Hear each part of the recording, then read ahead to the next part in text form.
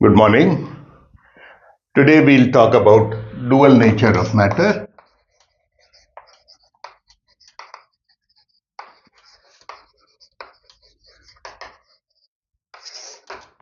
Scope क्या है हमारा? स्कोप रहेगा एनसीईआरटी की किताब प्राइमरीली, और कुछ प्रॉब्लम्स वगैरह जब करेंगे वो एच.सी. वर्मा साहब की किताब या रेसनिक, इरोडोव।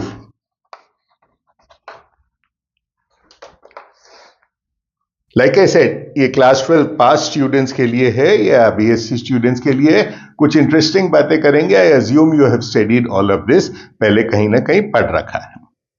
तो क्या इंटरेस्टिंग बातें हैं? कैथोड रेज की डिस्कवरी हुई।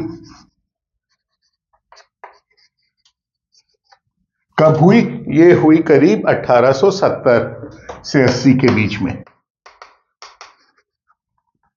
और कहा कि ये कैथोड रेज क्या है? कुछ नेगेटिव चार्ज है। उसके पहले कूलम लॉ वगैरह वगैरह, नेगेटिव चार्ज, पॉजिटिव चार्ज, ये सब तो मालूम था, लेकिन ये नहीं मालूम था कि ये कैथोड रेज इलेक्ट्रॉन्स हैं।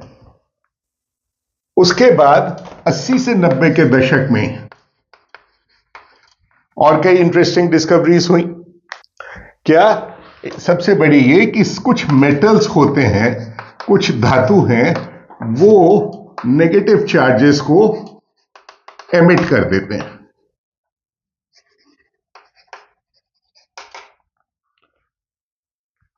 और ये जो कैथोड रेस हैं, नोट कीजिए, खास बात क्या है कि अभी तक हमको नहीं मालूम इलेक्ट्रॉन होता है।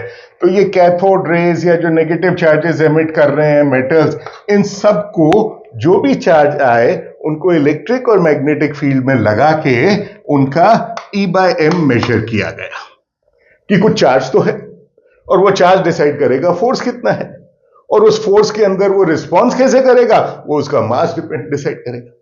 तो न तो हमको चार्ज मालूम है, न मास मालूम है, लेकिन E/m मालूम है। तो वो E/m मेजर किया गया किसका? कैथोड रेज के चार्ज पार्टिकल्स का। किसका? मेटल से निकलने वाले चार्ज पार्टिकल्स का। मेटल से क्यों निकले? गर्म करने की वजह से, या लाइट उसके ऊपर फेंकी गई तो निकले। और ये सारे के सारे जो इलेक्ट्रॉन्स थे, ये जो सारे के सारे चार्ज पार्टिकल्स थे, इन सब चार्ज पार्टिकल के E/m की वैल्यू सेम थी। Now this is very interesting. At a time when we don't even know कि इलेक्ट्रॉन्स होते हैं, और अलग अलग फिनोमिना से जब चार्ज पार्टिकल्स उत्सर्जित होते हैं, मेटल से उत्सर्जित होते हैं या कैथोड रेस हैं, इन सारे चार्ज पार्टिकल्स का E/m एक ही वैल्यू है, तो अवश्य वो चार्ज पार्टिकल की कोई खास बात है, और वो चार्ज पार्टिकल ऐसा है जिसको बाद में नाम दिया गया इलेक्ट्रॉन। ये हुआ था शायद 1897।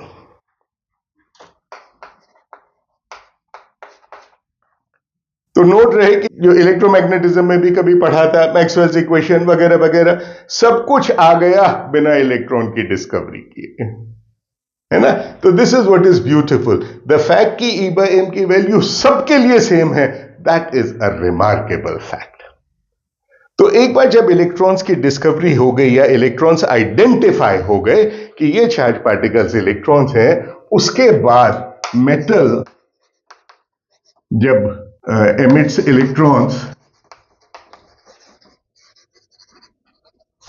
व्हेन लाइट इज इंसिडेंट, तो ये जो फिनोमिना है, इस फिनोमिना को कहा गया at some stage of time photo electric effect. कि लाइट के पड़ने से मेटल इलेक्ट्रॉन्स को इजेक्ट करते हैं। तो क्या हर मेटल करते हैं? नहीं, भांति भांति प्रकार के मेटल करते हैं। हर मेटल से निकलने वालों की E/m की वैल्यू सेम है, जो हम ऑलरेडी बोल चुके हैं। तो ये फोटो इलेक्ट्रिक इफेक्ट क्या है, और इसमें क्या क्या प्रॉपर्टीज है, क्या स्टडी करने को है? तो फोटो इलेक्ट्रिक इफेक्ट नाम भी बाद में पढ़ा, बट द फैक्ट कि मेटल से इलेक्ट्रॉन्स निकल रहे हैं लाइट के गिरने से, तो ये प्रोसेस हो क्या रहा है, हाउ इज इट हैपनिंग? क्योंकि हमें तो अभी तक ये मालूम है कि लाइट एक वेव है, और वेव है तो वेव की कुछ इंटेंसिटी है, और उस इंटेंसिटी की वजह से लाइट के ऊपर कुछ, मेटल के ऊपर कुछ एनर्जी पड़ी, मेटल ने एनर्जी एब्जॉर्ब की और शायद इलेक्ट्रॉन को एमिट कर दिया। तो ये थ्योरी बिल्कुल ठीक है, लेकिन फिजिक्स में करते क्या है, थ्योरी और एक्सपेरिमेंट में कंपैरिजन करना जरूरी है। तो कुछ एक्सपेरिमेंट्स किए गए। क्या एक्सपेरिमेंट किए गए? इसी फिनोमेना के अंदर लाइट की इंटेंसिटी,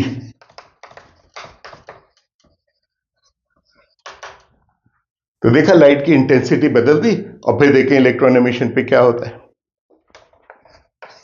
मेटल मेटल बदल दिया, फिर देखें इलेक्ट्रॉन एमिशन पे क्या होता है। फ्रीक्वेंसी ऑफ लाइट या वेवलेंथ ऑफ लाइट,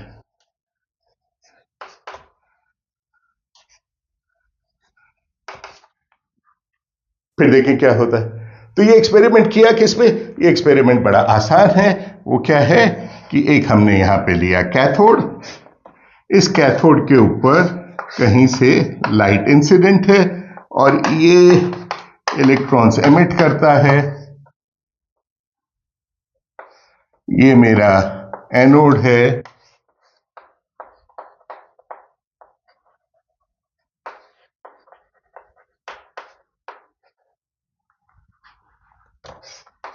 ये सब एक ट्यूब के अंदर है।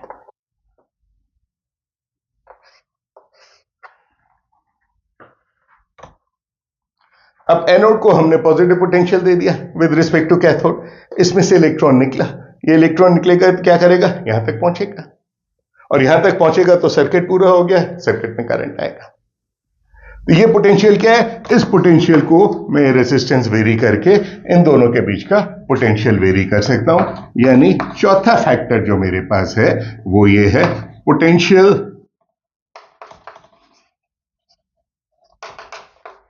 Between cathode and anode.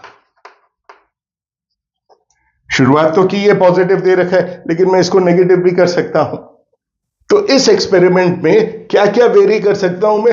ये सब कुछ वेरी कर सकता हूं, और एक एक करके वेरी करके स्टडी करते हैं कि देखें हमें मिला क्या, और फिर देखते हैं कि जो कुछ हम जानते हैं लाइट के बारे में उससे क्या हम ये बात समझ सकते हैं। पहली चीज, लाइट की इंटेंसिटी। नाप क्या रहे हैं? करंट नाप रहे हैं यहां पे।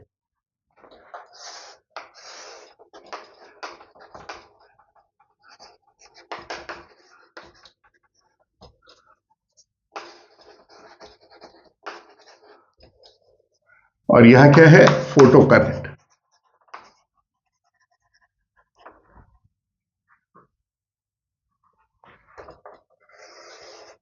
What you get is a straight line like this. माने जैसे जैसे लाइट की इंटेंसिटी बढ़ती जा रही है, यानी जैसे जैसे एनर्जी बढ़ती जा रही है, वैसे वैसे करंट का मात्रा बढ़ती जा रही है। और करंट बढ़ने का मतलब है या तो ये यहां बहुत जल्दी पहुंच गए, जिसकी कोई वजह नहीं है क्योंकि पोटेंशियल डिफरेंस सेम, तो फिर यहां से इलेक्ट्रॉन्स जो निकल रहे हैं उनकी संख्या बढ़ती जा रही है। तो लाइट इंटेंसिटी बढ़ने से ये होता है। Let us see what happens when I change the potential between cathode and anode. तो कैथोड और एनोड के बीच का जो पोटेंशियल बदलते हैं तो क्या होगा? ये कलेक्टर वोल्टेज है और ये फोटो करंट। नोट कीजिए कि कलेक्टर वोल्टेज है, करंट है, तो मैं कुछ और नहीं बदल रहा, फ्रीक्वेंसी नहीं बदल रहा, मेटल नहीं बदल रहा, इंटेंसिटी ऑफ लाइट नहीं बदल रहा, और इसको मैं नेगेटिव तक ले आता हूं। क्यों? क्योंकि अभी तो इसको पॉजिटिव कर रखा है, जब तक पॉजिटिव है तब देखेंगे क्या है, और नेगेटिव भी कर दिया तो क्या हो जाएगा। तो जैसे जैसे कलेक्टर वोल्टेज बढ़ता है थोड़ा सा करंट बढ़ता है। क्यों? क्योंकि the rate at which electrons यहां एक्सेलरेट होते हैं, यानी उनकी इफेक्टिव वेलोसिटी बढ़ गई तो थोड़ा करंट बढ़ गया। तो वो क्या हुआ, और उसके बाद क्या हुआ? ये सैचुरेट हो गया। सैचुरेट क्यों हो गया? क्योंकि जितने भी इलेक्ट्रॉन्स निकले सारे के सारे पहुंच गए थे।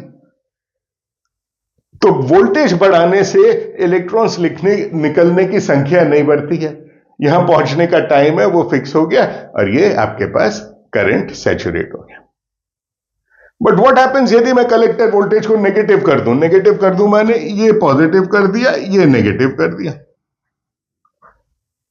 अब क्या होगा? अब डिपेंडिंग अपॉन कि ये पोटेंशियल डिफरेंस कितना है, जो इलेक्ट्रॉन्स निकले यहां अलग अलग काइनेटिक एनर्जी से निकले, हो सकता है। और यदि वो अलग अलग काइनेटिक एनर्जी से निकले तो जो कम काइनेटिक एनर्जी वाले हैं वो यहां तक पहुंच नहीं पाएंगे, ये रिपेल कर देगा, रास्ते में रुक जाएंगे, वापस लौट जाएंगे। और जो ज्यादा एनर्जी वाले हैं वो पहुंच जाएंगे। लेकिन जैसे जैसे नेगेटिव वोल्टेज की मात्रा में बढ़ाता जाऊं तो फाइनली एक स्टेट ऐसी आएगी कि अधिक से अधिक एनर्जी वाले जो हैं वो भी रुक जाएंगे। और वो क्या हुआ? वो आया आपका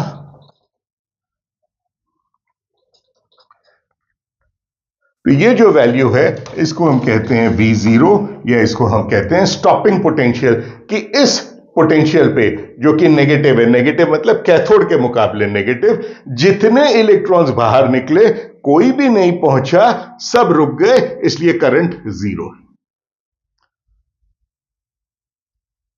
तो हमने कहा अब हम इंटेंसिटी बढ़ा देते हैं। इंटेंसिटी बढ़ा देंगे तो क्या होगा? फोटो करंट बढ़ जाएगा, हर जगह फोटो करंट की वैल्यू बढ़ जाएगी for the same collector voltage. तो हर जगह फोटो करंट की वैल्यू बढ़ जाएगी for the same current voltage, and you will get a new saturation value here, and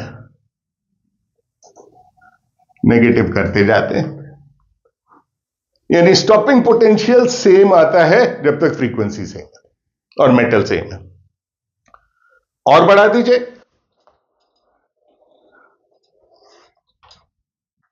अब इस फिगर को देख के बता सकते हैं कि इसकी इंटेंसिटी ज्यादा है, ये इंटेंसिटी सबसे ज्यादा, ये उससे कम, ये उससे कम। So this is another lesson that we learn from this. फिर एक काम किया, वो क्या? अब फ्रीक्वेंसी ऑफ लाइट वेरी करते हैं। फ्रीक्वेंसी ऑफ लाइट यानी कभी यहां लाल लाइट भेजी, पीली लाइट भेजी, नीली लाइट भेजी, एंड सो ऑन। तो सबकी वेवलेंथ अलग अलग है, सबकी फ्रीक्वेंसी अलग अलग है, और किसी भी वेव की एनर्जी फ्रीक्वेंसी पे भी निर्भर करती है। तो उस स्थिति में क्या देखते हैं, हमारा रिजल्ट क्या आता है?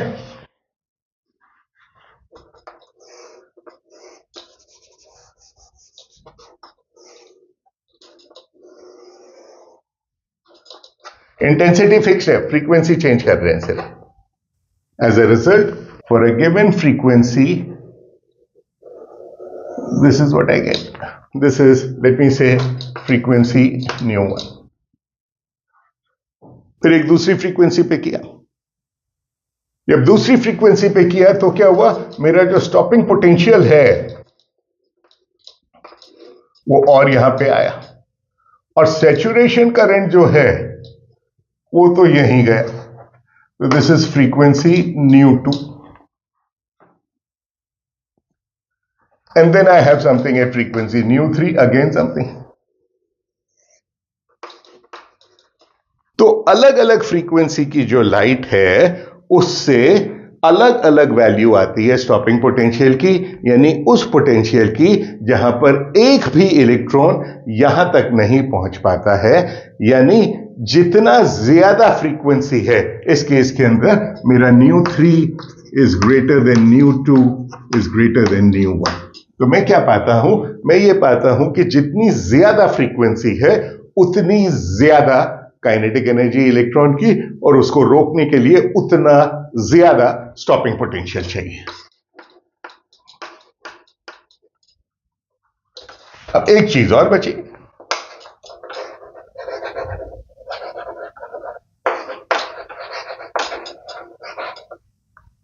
ये स्टॉपिंग पोटेंशियल आ गया और ये फ्रीक्वेंसी आ गया। तो मैंने एक ग्राफ खींचा, stopping potential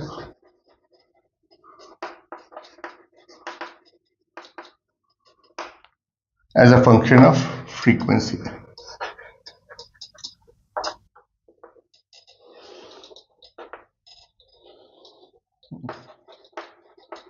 Metal A, metal B। क्या है ये देख रहे हो? तीन फ्रीक्वेंसी है, एक फ्रीक्वेंसी, दो फ्रीक्वेंसी, तीन frequency. So this is some frequency ν0 prime, this is some frequency ν0, तो क्या माने हैं, यदि मेटल बी के लिए न्यू जीरो प्राइम से कम फ्रीक्वेंसी है तो स्टॉपिंग पोटेंशियल की वैल्यू कुछ महीने ही नहीं है। क्यों? क्योंकि इस फ्रीक्वेंसी से कम है तो इलेक्ट्रॉन्स निकल ही नहीं रहे। इसी प्रकार मेटल ए के लिए जब इस फ्रीक्वेंसी से कम है तो इलेक्ट्रॉन्स निकल ही नहीं रहे, विच मीन्स एक मिनिमम फ्रीक्वेंसी की जरूरत है जिससे इलेक्ट्रॉन्स बाहर निकल सके। तो अब लाइट की इंटेंसिटी बढ़ाते जाइए, ये हमने किया, intensity of light I, photo current बढ़ता गया। लेकिन इंटेंसिटी ऑफ लाइट बढ़ाते जाइए, लेकिन फ्रीक्वेंसी यदि इससे कम है तो इलेक्ट्रॉन एमिशन नहीं होता है, विच मीन्स एक थ्रेशोल्ड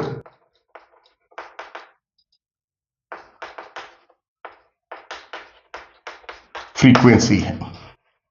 थ्रेशोल्ड फ्रीक्वेंसी को क्या कहते हैं? दहलीज आवृत्ति। तो एक थ्रेशोल्ड फ्रीक्वेंसी है जिससे नीचे जाने पे इलेक्ट्रॉन का एमिशन नहीं होता। अब ये सारी चीजें समझनी है। ये सारी चीजें समझने के लिए एक बात तो हमको मालूम है, क्या?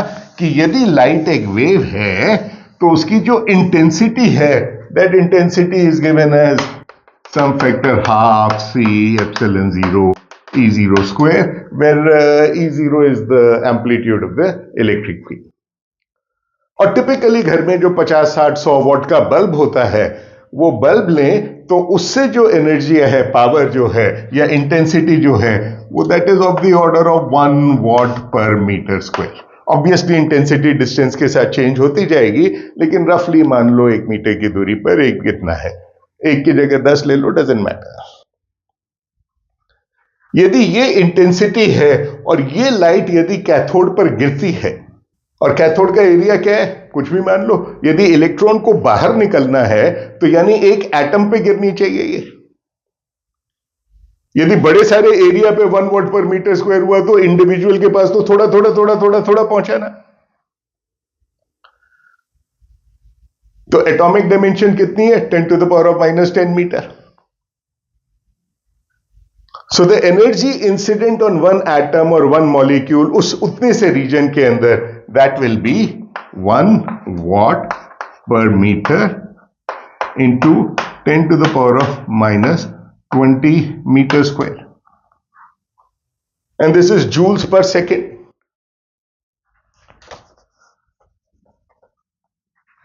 So 1 watt is joules per second. And if I divide it by 1.6 into 10 to the power of -19, then I get electron volt per second of the order of. So ये हो गई of the order of 0.06 electron volt per second.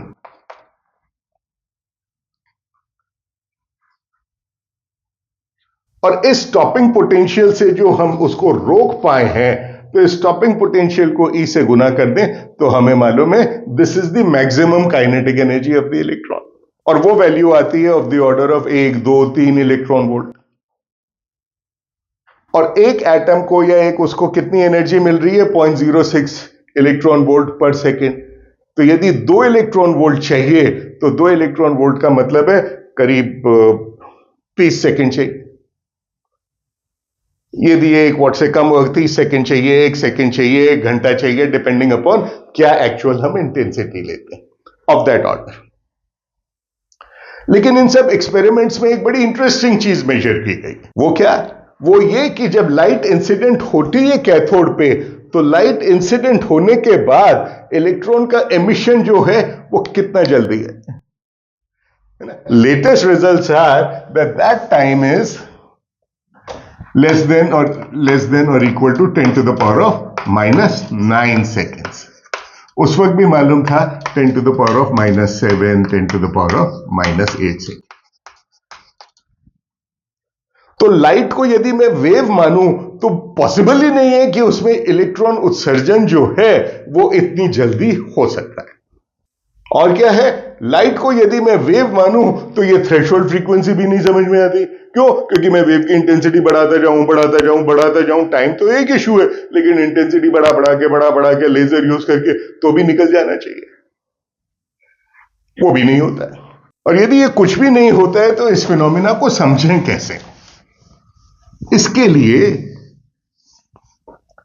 Einstein ने एक relation दिया। उसने कहा ये जो लाइट इंसिडेंट है कैथोड पे,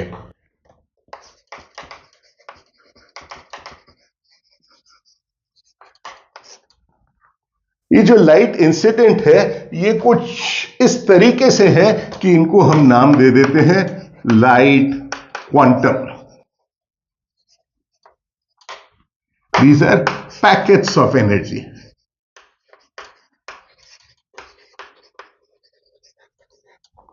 इसको क्या कहते हैं पता नहीं, these are packets of energy. और ये पैकेट ऑफ एनर्जी की एनर्जी कितनी है, वो एनर्जी उसने कहा एच न्यू। उसने कहा मैक्सिमम काइनेटिक एनर्जी, जो इलेक्ट्रॉन बाहर निकल रहा है उसकी मैक्सिमम काइनेटिक एनर्जी कितनी है, एच न्यू। तो उसने एब्जॉर्ब किया और निकलने में जो एनर्जी काम आई वो ये, तो मिनिमम एनर्जी। ये क्या है, देखो हमने बात तो की कि मेटल से इलेक्ट्रॉन उत्सर्जित होते हैं, बट मेटल में फ्री इलेक्ट्रॉन्स होते हैं, इधर उधर घूम सकते हैं। जैसे ही इलेक्ट्रॉन बाहर निकला तो मेटल पॉजिटिव हो गया, इलेक्ट्रॉन नेगेटिव है, दोनों के बीच में एक फोर्स ऑफ अट्रैक्शन भी होगा, है ना। लेकिन उससे भी हटके इलेक्ट्रॉन बाहर निकल जाए तो एक मिनिमम एनर्जी चाहिए होगी इलेक्ट्रॉन के लिए। तो that is an easy way to understand, ये वो मिनिमम एनर्जी है जिसको कहते हैं वर्क फंक्शन या कार्यफलन।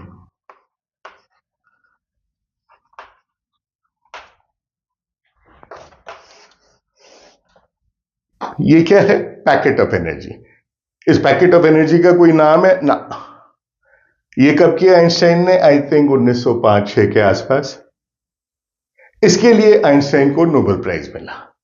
कब मिला, 1920 के आसपास, I don't remember, I think 1917 और 20 समथिंग।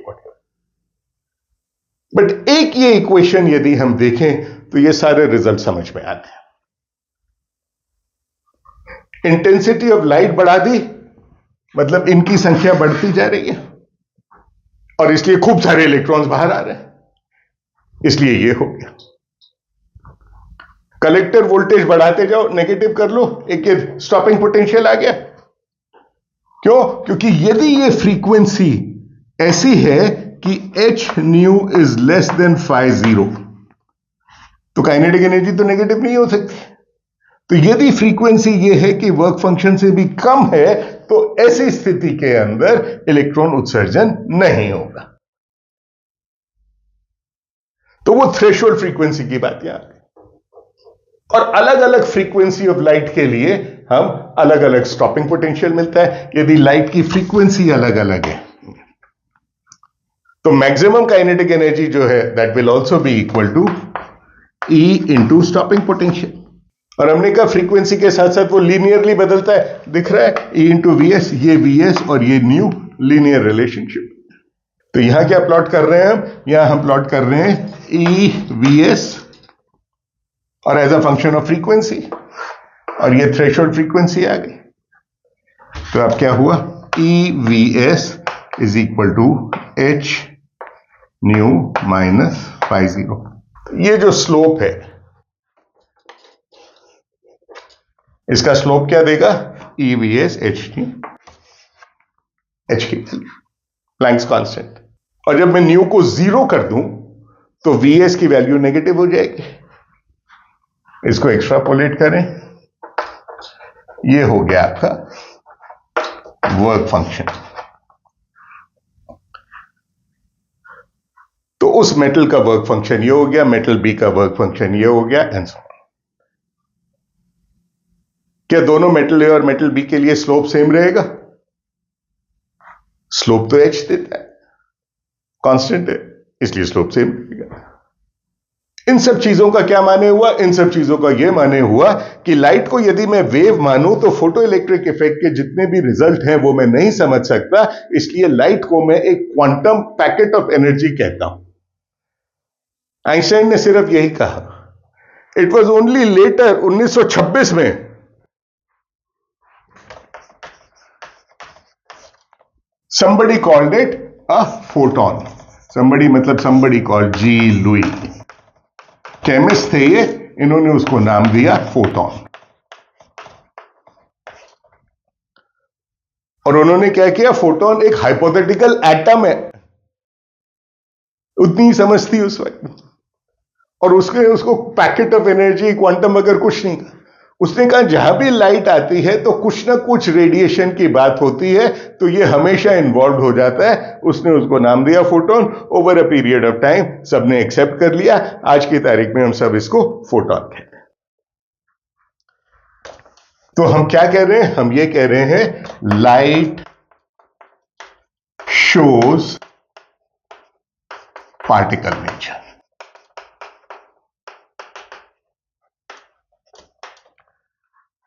Photons are particles. उन फोटोन की एक एनर्जी है, उस फोटोन का एक मोमेंटम है, and momentum p is equal to E by C।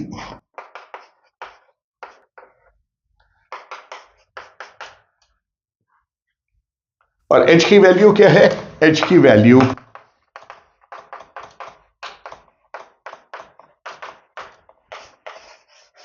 joules second, and joule second is also the dimensions of angular momentum.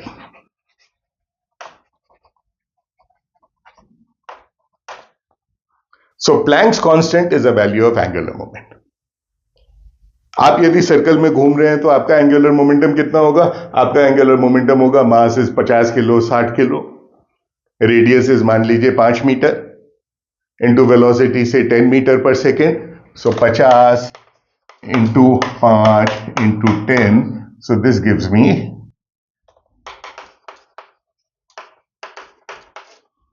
h के मुकाबले कितना है।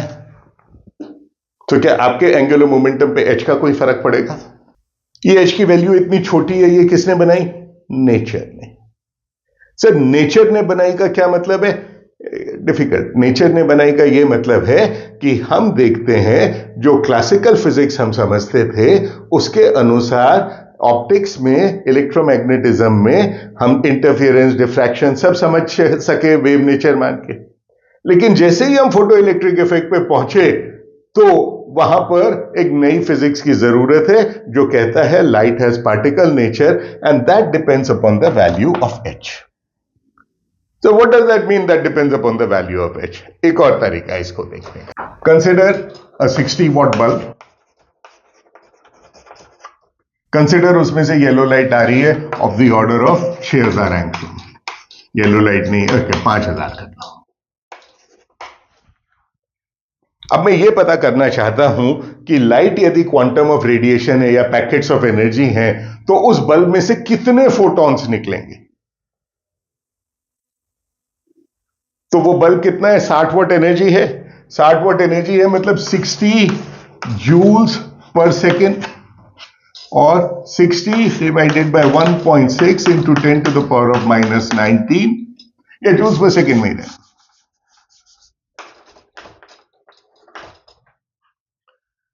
हम क्या देखना चाहते हैं, पर सेकेंड कितनी पैकेट्स ऑफ एनर्जी निकलेंगे। Let's call them photons now, बावजूद इसके कि कहा गया 1926 में, ठीक है, अब तो 2025 हो गया।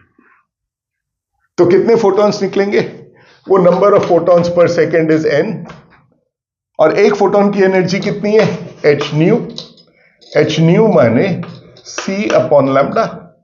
c कितना हो गया, 3 into 10 to the power of 8, lambda कितना हो गया, 5 into 10 to the power of -7, h कितना हो गया, 6.6 into 10 to the power of -34।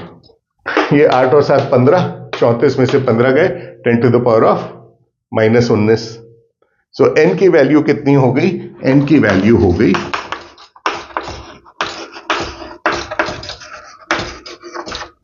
तो यदि बल्ब जलाने से 10 to the power of 20 photons पर सेकेंड आ रहे हैं तो स्वाभाविक है मुझे अलग अलग नहीं दिखते।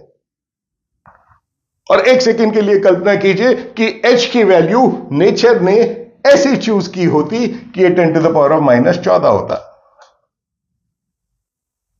तो वहां मैं 10 टू द पावर ऑफ -14 लिख दूं।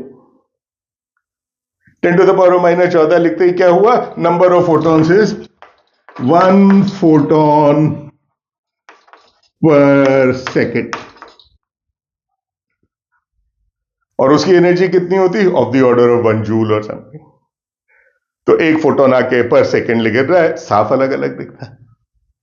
तो ये 19th सेंचुरी के एंड में 20th सेंचुरी के बिगनिंग में इतने दिन बाद क्यों मालूम चला कि लाइट का क्वांटम नेचर होता है? इसलिए क्योंकि h का मान बहुत कम था। और जैसे जैसे एक्सपेरिमेंट्स की टेक्निक्स बढ़ती गई, जैसे जैसे चीजों को अलग अलग मेजर करने की कैपेबिलिटी बढ़ती गई, वैसे वैसे हम नई बातें सीखते गए। तो what is the most important thing जो इससे सीखी? Light has dual nature. कभी वेव की जैसे काम करती है, कभी पार्टिकल की जैसे काम करती है। कब कैसे करती है ये सब बाद में जब क्वांटम मैकेनिक्स करेंगे उस वक्त करेंगे, नॉट फॉर क्लास 12। तो इसके बाद आए डी ब्रॉगली साहब, करीब करीब 1925, 26, 24 के आसपास। उन्होंने क्या कहा? उन्होंने कहा यदि लाइट का पार्टिकल नेचर है तो पार्टिकल्स का भी वेव नेचर होना चाहिए। और उन्होंने कहा हर पार्टिकल के साथ एक वेव होती है जिसकी वेवलेंथ है lambda is equal to h बटा p। h क्या है? वही प्लैंक्स कांस्टेंट। होती है क्या? पता नहीं, एक कोई टिपिकल केस करके देखते हैं। h की value 6.6 into 10 to the power of -34।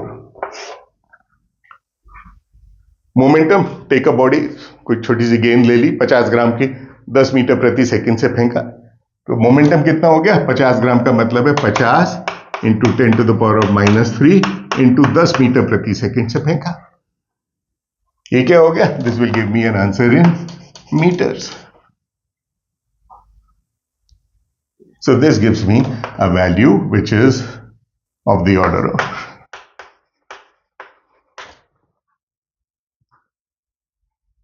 तो ये 50 ग्राम की गेंद को 10 मीटर से फेंका तो डी ब्रॉगली के अनुसार उसकी वेवलेंथ होगी जो 10 to the power of -33 metre होगी। तो क्या मैं उस वेवलेंथ को नाप सकता हूं? और ये ऑप्टिक्स में पढ़ा है इंटरफेरेंस डिफ्रैक्शन में कि वेवलेंथ और यदि सोर्स, ऑब्स्टिकल, स्लिट, उसका साइज कंपेरेबल हो तो नाप सकते हो। तो इस साइज का ऑब्जेक्ट तो दिखता नहीं, इसलिए इसको क्या मैं नाप सकता हूं? नहीं। फिर क्या करें? किसी तरह मोमेंटम को इतना कम करो कि वेवलेंथ रीजनेबल हो जाए। Take an electron, consider that the velocity of the electron is about 10 to the power of 6 or 7 meters per second. मास मालूम है, तो वही क्लासिकल फिजिक्स यूज करके यदि मैं उसका मोमेंटम कैलकुलेट करूं तो मास कितना है उसका? 9.1 into 10 to the power of -31।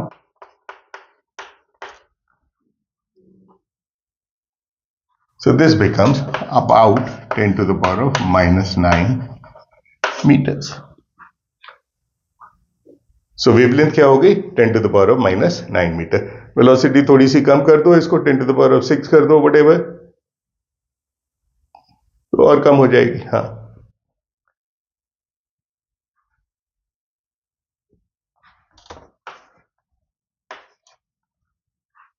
8, 9 volt. तो ये जो वेवलेंथ है 10 to the power of -8, -9, -10 metre, ये वेवलेंथ ऐसी वेवलेंथ है जो यही साइज ऑफ एटम्स है ना। तो यदि मैं एक इलेक्ट्रॉन लेता हूं और एटम को या मॉलिक्यूल को मेरा ऑब्स्टिकल या स्लिट या कुछ बनाता हूं जैसे इंटरफेरेंस डिफ्रैक्शन में किया था, तो वो electron wave like phenomena, interference diffraction कुछ प्रोड्यूस करना चाहिए। करता है क्या? ये पाया गया करता है। उसके भी एक्सपेरिमेंट्स हुए और ये पाया गया कि वो करता है। यदि ये पाया गया कि वो करता है तो ये अब इससे एस्टैब्लिश हो गया कि particles also behave like waves जिनकी वेवलेंथ है lambda is equal to h बटा p। और लैम्डा की वैल्यू कितनी कम, जितना पार्टिकल का मोमेंटम। देखिए ये सब किस लेवल पे ये सब होगा। क्या there is a wave associated with me? क्या मैं भी वेव के जैसे हूं? द आंसर इज कोई बता नहीं सकता, क्योंकि वेवलेंथ है 10 to the power of -35 metre. तो ऐसी बात क्यों करें जो वेरीफाई नहीं कर सकते। लेकिन इलेक्ट्रॉन्स के लिए जब 10 to the power of -8, -9, -10 metre है, उसको तो वेरीफाई किया जा सकता है और वेरीफाई किया गया है। तो ये so called dual nature of matter जो है, चाहे लाइट का हो चाहे पार्टिकल का हो, ये कहां एप्लीकेबल है? जब भी सिस्टम के अंदर एंगुलर मोमेंटम वाली जो क्वांटिटी है वो ऑर्डर ऑफ h है, यदि 10 to the power of -34, 10 to the power of -33, 32, 30 इसके आसपास है, तो आपको कहीं ना कहीं ये नया quantum behaviour, dual nature of matter दिखेगा। लेकिन यदि उसकी साइज और डिमेंशंस इस प्रकार की हैं कि वो 10 टू द पावर ऑफ -20 है, तो h की वजह से उसकी वैल्यू इतनी कम हो जाएगी कि हम शायद देख नहीं पाएंगे। So this is how dual nature of matter was established.